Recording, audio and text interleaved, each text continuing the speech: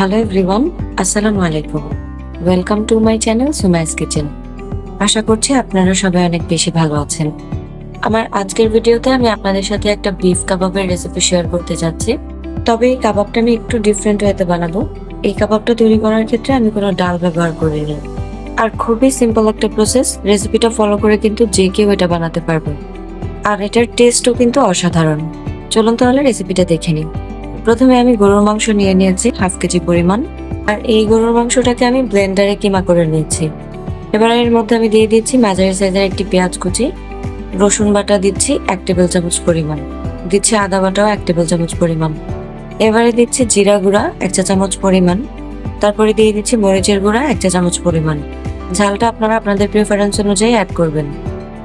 তারপর দিচ্ছি গরম মশলা গুঁড়া 1/2 চা চামচ পরিমাণ। এবারে দিয়ে দিব কালো গোলমরিচের গুঁড়া, এটাও আমি 1/2 চা চামচ পরিমাণ ব্যবহার করেছি। কাবাবের কালারটা যেন সুন্দর হয় সেজন্য আমি সামান্য কিছুটা হলুদের গুঁড়া ছিটিয়ে দিয়েছি। খুবই অল্প পরিমাণ হলুদ কিন্তু এখানে আমি ব্যবহার করেছি। এবারে আমি দিয়ে দিচ্ছি স্বাদ মতো লবণ। লবণটা অবশ্যই আপনারা চেক করে তারপর মেশাবেন। সবশেষে দিয়ে দিচ্ছি লেবুর রস। একটা মাঝারি সাইজের লেবুর 1/4 পার্ট পুরোটার রস আমি দিয়ে দিয়েছি। লেবুর রসটা কিন্তু একদমই স্কিপ করবেন না, এটা আপনার এই মাংসের কিমাটাকে অনেক বেশি সফট হতে হেল্প করবে। আর এতে করে কাবাবটাও কিন্তু পারফেক্ট হয়। এখানে কিন্তু আমার সব ধরনের ইনগ্রেডিয়েন্ট দেওয়া হয়ে গেছে। এবার এই সবগুলো ইনগ্রেডিয়েন্টকে হাতের সাহায্যে খুব ভালো করে একসাথে মাখিয়ে মিশিয়ে নিতে হবে। আমার কিন্তু অলমোস্ট মেশানো হয়ে গেছে। এবার এখানে দিয়ে দিচ্ছি ময়দা 2 টেবিল চামচ পরিমাণ। কাবাবের বাইন্ডিং এর জন্য ময়দাটা কিন্তু এখানে মাস্ট হ্যাভ। ময়দা দেওয়ার পরেও একটু ভালো করে মাখিয়ে নিয়েছি। চেক করার জন্য আপনারা সামান্য পরিমাণ কিমা হাতে নিয়ে দেখবেন যেটার বাইন্ডিংটা পারফেক্ট হয় কিনা। যদি আপনাদের মনে হয় এটা ছেড়ে দিচ্ছি, সেক্ষেত্রে আপনারা আরো কিছুটা ময়দা ব্যবহার করে সেটা মাখিয়ে নেবেন। ভালো করে মাখানো হয়ে গেলে এবার আমি কাবাবটা বানিয়ে নিব। কাবাবের শেপ দিয়ে নেওয়ার ক্ষেত্রে আপনি হাতের তালুতে সামান্য পরিমাণ তেল লাগিয়ে নেবেন। এতে করে হাতে লেগে যাওয়ার চান্স থাকে না, আর শেপটাও কিন্তু পারফেক্টলি দিয়ে নিতে পারবেন। খুব ইজি প্রসেসে কিন্তু আমি বানিয়ে নিচ্ছি।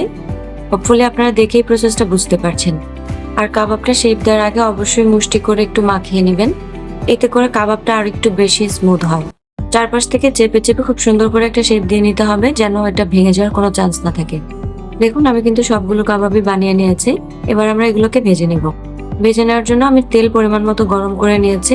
আর এরপরে কাবাবগুলো দিয়ে দিচ্ছি। কাবাবগুলো দেওয়ার আগে আমি একটা ডিম ফেটিয়ে নিয়ে ওর মধ্যে কোট করে নিয়েছি, যেটা সামহাও ক্লিপটা নেওয়া স্কিপ হয়ে গেছে। তো আপনারা কিন্তু অবশ্যই একটা ডিম ভেঙে সেটাকে গুলিয়ে নিয়ে এই কাবাবে কোট করে তারপরে ভাজবেন। কাবাবটা অবশ্যই মিডিয়াম টু লো হিটে রেখে ভাজবেন।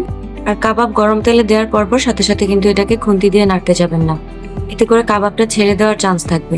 একটা পাশ যখন খুব ভালোভাবে হয়ে যাবে তারপরে অন্য পাশটা উল্টে দিবেন। দেখতেই পাচ্ছেন আমি কিন্তু এবারে অন্য পাশটা উল্টে সেটাও ভালো করে ভেজে নিচ্ছি। এই অবস্থায় আমার কাবাবগুলো ভাজা হয়ে গেছে। আমি এবারে এগুলোকে এক এক করে উঠিয়ে নিচ্ছি। কাবাবগুলো কতটা পারফেক্টলি ভাজা হয়েছে আশা করছি আপনারা দেখেই বুঝতে পারছেন। সেম ওয়েতে আপনাকে সবগুলো কাবাব ভেজে নিতে হবে। খুব সহজে তৈরি হয়ে গেল বিফ কাবাব। কাবাব খেতে পছন্দ করে না এমন মানুষ কিন্তু খুঁজে পাওয়া দুষ্কর। ঘরে থাকা অল্প কিছু উপকরণ দিয়ে এবং খুবই কম সময়ের মধ্যে আপনি এত সুন্দর এবং পারফেক্ট একটা কাবাব বানিয়ে নিতে পারবেন। সম্পূর্ণ ভিডিওটা দেখলে আপনিই বুঝতে পারবেন এটা বানাতে ঠিক কতটা কম সময় লাগে। তাই এখনই বাসায় একবার ট্রাই করে দেখুন আর আপনার ফিডব্যাক আমার কমেন্ট সেকশনে জানান। দেখা হবে আবার নতুন কোনো রেসিপি নিয়ে। আল্লাহ হাফেজ।